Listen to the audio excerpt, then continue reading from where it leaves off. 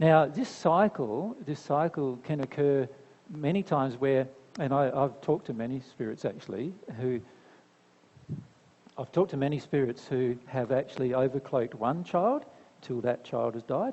They've come back, overcloaked another child till that child's died, come back, overcloaked another child till that child died, and they've done that many times. The same spirit, overcloaking child after child after child after child. Right? Now, they also overcloak in other situations. So, for example, you have a fairly common practice here amongst New Age circles of doing what they call past life regressions. Well, in past life regressions, what's actually happening is you've got a person on Earth who's the so-called therapist, and surrounding that person on Earth, there's literally thousands of spirits who want to have a life back on Earth, who are earthbound, and all they want to do is have a life back on Earth. So a person from Earth comes along and sits with the past life regression therapist. This therapist puts that person in a trance or in a hypnotic state, which is highly suggestible. Right? This means that this person no longer has full control using their will over their own body. Which means that any one of these spirits who surround the therapist can now overcloak the person and talk through them. And they take a video of this. And what it looks like is that the person has changed. And of course they have, because the person who should have control of that body has stepped back a bit in a hypnotic state, and the other people now are expressing themselves through the body of the person. Does that make sense? And now they take a photograph or a video of that, and they play that to the person. And the person goes, "Oh, wow, that means I was Joan of Arc." Because Joan of Arc come to speak to me, right? Come to speak through her. She now thinks she was that person, right? And because now her beliefs have been reinforced that she was this person of old times, that spirit now has a great opportunity to stay with her as long as possible. And it's also highly likely this person will allow that spirit to express herself through her own body. In other words, allow the spirit who claims to be Joan of Arc and probably isn't to connect to the person on Earth and express herself through the body of that person. And then they go to another therapist session. And what happens? The therapist puts them in another hypnotic state. What happens then? Another spirit comes. And the person's going, "Oh, this is another one of my past lives." And it's not. It's just another person who used to live on Earth, who's in the spirit world, who doesn't want to stay in the spirit world, who wants to live on Earth, trying to have another life on Earth through them. And yet she assumes, this lady here, who's the should we call them the patient? I don't know if you could call them such a thing.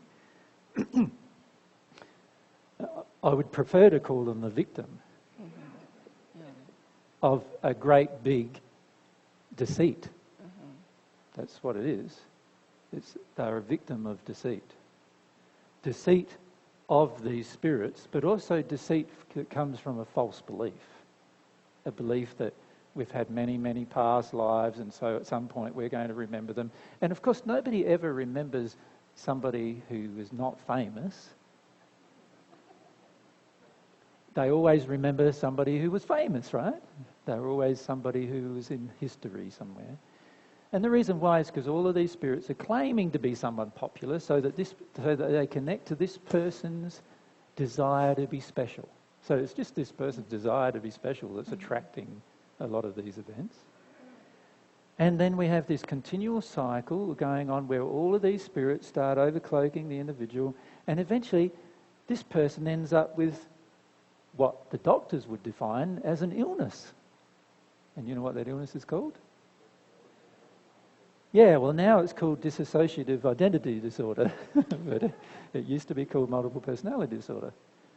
which is basically a whole group of spirits now as an entourage around the individual, because the person believes themselves to have been people in the past.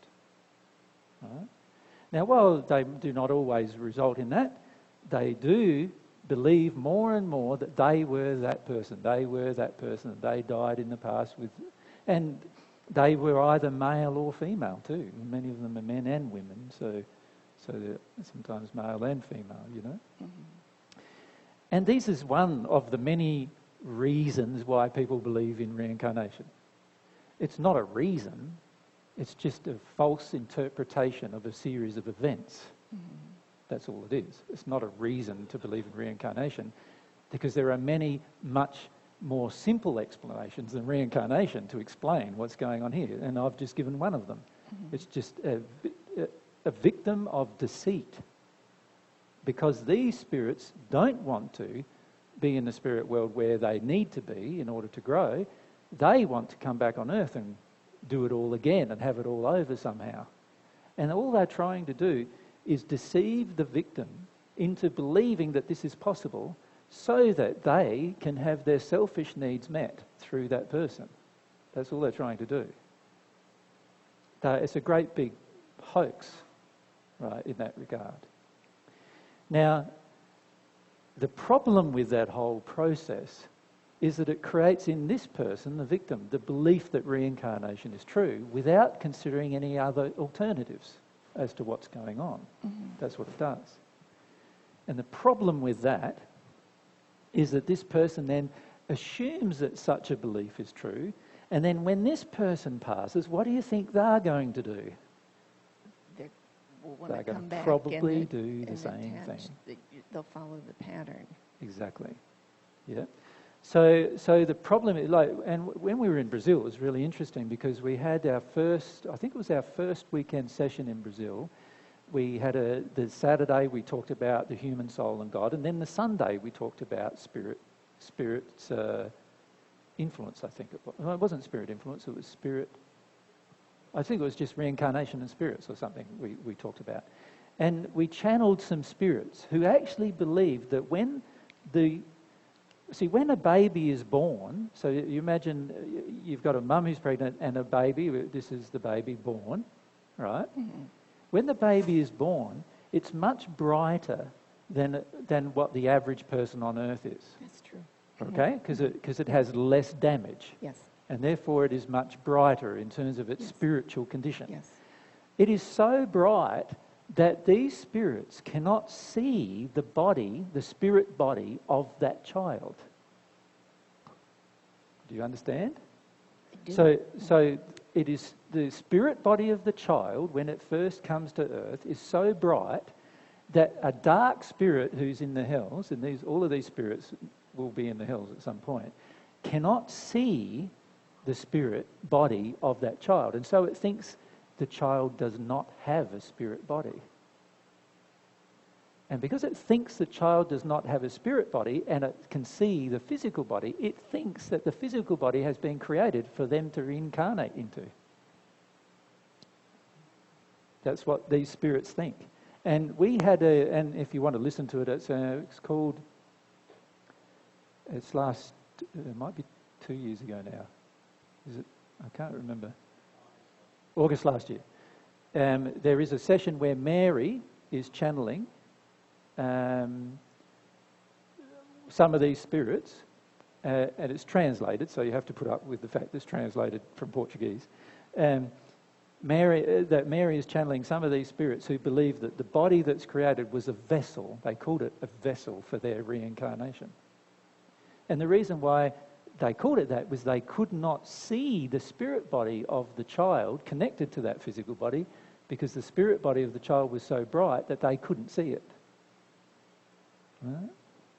So there's many spirits who believe in reincarnation. There is no spirits in the celestial sphere who believe in reincarnation. Not single one. So now, as it's taught on earth. So I'd like